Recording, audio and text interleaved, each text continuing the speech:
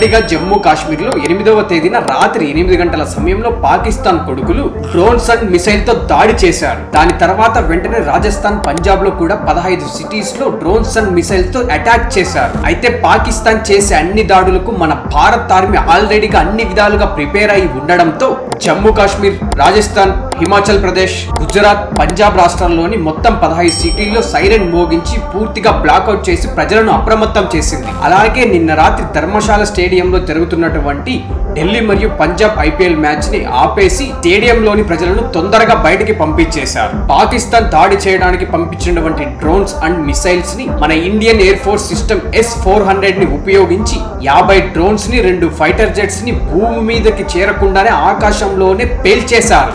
అలాగే మన Indian air force system kamikaze drones ద్వారా పాకిస్తాన్ రాజధాని ఇస్లామాబాద్, లాహోర్, సియాల్కోట్ లో దాడి చేసింది. అలాగే లాహోర్ లోని డిఫెన్స్ సిస్టమ్ ని పూర్తిగా నాశనం చేసింది. ఈ పాకిస్తాన్ కొడుకులు మన ఆర్మీని, IAF ని ఎదుర్కొనే దమ్ము లేక LOC బార్డర్స్ లో కుప్వారా, ఉరి సిటీస్ లో దాడి చేసి చిన్న పిల్లలని, ఆడవాళ్ళని చంపేస్తున్నారు ఈ పాకిస్తాన్ నా కొడుకులు. మన కోసం తమ ప్రాణాలను పణంగా పెట్టి పోరాడుతున్న IAF, ఇండియన్ నేవీ, ఆర్మీ వారు క్షేమంగా ఉండాలని గట్టిగా ప్రార్థించి సపోర్ట్ చేద్దాం. జై భారత్, జై హింద్.